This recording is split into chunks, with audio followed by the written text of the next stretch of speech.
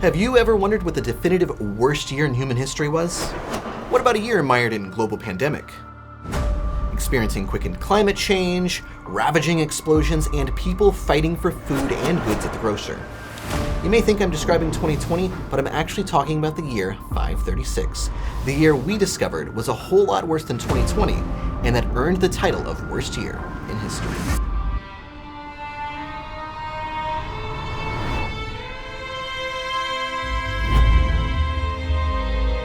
But before that, if stuff like this piques your curiosity, be sure to drop a sub and like on this video so you never miss another one. So going back from 2020, we started looking for particularly bad years, and there were some pretty big events in the 20th century that stood out, namely 1945. While it might be considered a good year since it included the end of World War II, the end of that war didn't leave human civilization with good portents. Not only had both sides of the planet been engulfed in conflicts, but the systematic killing of 11 million civilians and the invention and use of nuclear bombs had effects on the world that we are still grappling with to this day. The proliferation of nuclear weapons alone represented the first man-made existential threat to the world, one that is unique even in the timeline of worst years in history.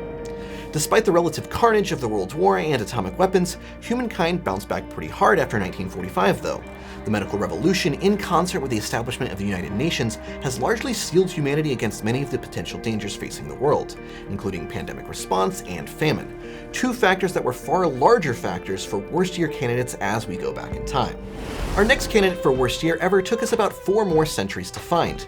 Eventually we settled on 1520. Not so bad a year for Europe, but for the American continents, it was a foreboding indicator of terrors to come.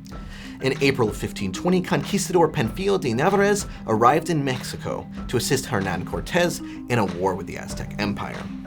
A secret stowaway was aboard his ship, however. Unknowingly, he brought smallpox to the New World. Cortés was unequivocally outmatched for conventional means of subjugating the native empire, and believe it or not, Cortés was actually defying Spanish orders to come to the continent and had only managed to come with meager provisions. The disease, however, did most of the work for him. Diseases brought to the New World are believed to have killed 90 to 95% of the native population. Empires throughout the Americas were brought to ruin, spreading death ahead of the Spanish. The Incan Empire was practically in ruin before the Spanish even arrived to invade.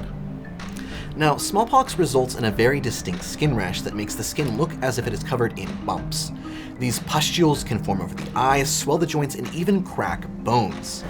While the Aztecs fell elsewhere, North American natives fell victim to the disease as well. American colonists at Fort Pitt would later intentionally try and disperse the disease, giving Delaware tribe members linens from their smallpox hospital. While it's no doubt a tragic moment in history, the smallpox epidemic really raged for centuries before being completely eradicated in 1979. Despite that, somehow we decided there may yet be a worse year in history and looked even further back in time. Now, before we get to what we settled on as the definitive worst year in history, we have to talk about the Black Death, the bubonic plague in 1349. While it is the most deadly epidemic in history, killing an estimated 60% of Europeans during its pestilence, it lasted a long time, spread across 8 years as it ravaged Europe. Whereas we talked about recovery in the wake of World War II after 1945, the bubonic plague set European population levels back nearly 200 years. Now, like COVID-19, the disease was spread mostly from person to person, except the bubonic plague was by human fleas once the plague made its way to Europe on the backs of black rats. Like smallpox, the Black Plague had some horrifying symptoms, however. Along with seizures, a fever, and gangrene, painful limb swelling could occur under the arms and on the groin, turning purple and painful. These so-called buboes were just the beginning and were soon followed by the extremities literally starting to rot off the body.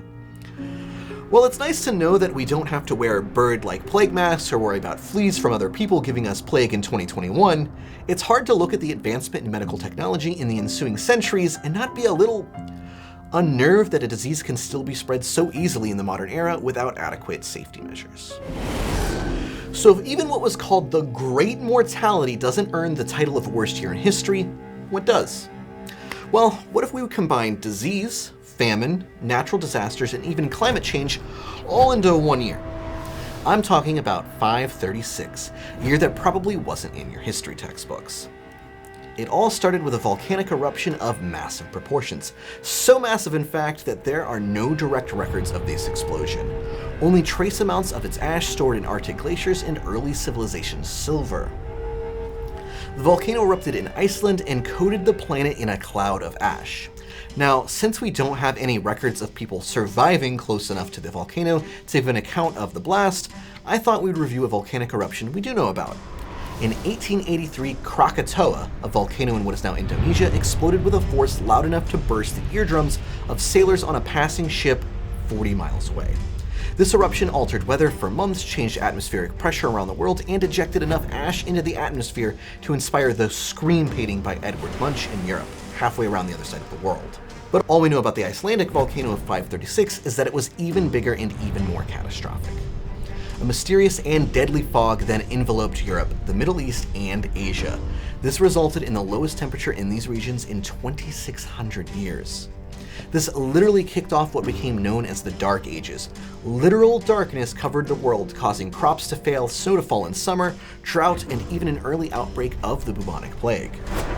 Byzantine historian Procopius wrote, "A most dread portent took place, for the sun gave forth its light without brightness, and it seemed exceedingly like the sun in eclipse, for the beams it shed were not clear." With the sun going dark and with no explanation, crops failing, and disease beginning to grow rampant, people went a little bananas, to say the least. Scandinavians deposited hordes of gold in tribute, hoping to appease the gods and stave off this darkness. While Krakatoa may have inspired the Scream, the real-life event is thought to have inspired the entire idea of Ragnarok in Norse mythology. The plague of Justinian would eventually wipe out upwards of 60% of the Mediterranean population, matching the Black Death. Several states fell into civil unrest and disease. In parts of Asia and Scandinavia, the death toll is unknown, but resulting famines could have killed 80% of these populations. The Mongols are thought to have been driven west by these events, and some scholars go as far to say the establishment of Islam was a result of the power vacuums created in 536.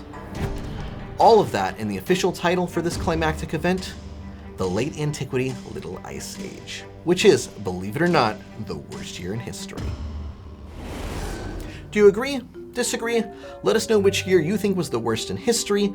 Do you agree with us and think it was the Little Ice Age? Did we miss a year? Let us know in the comments below, and while you're down there, don't forget to like and subscribe, so we know you like things like us going off the record with history, covering topics that were not in your school history textbooks.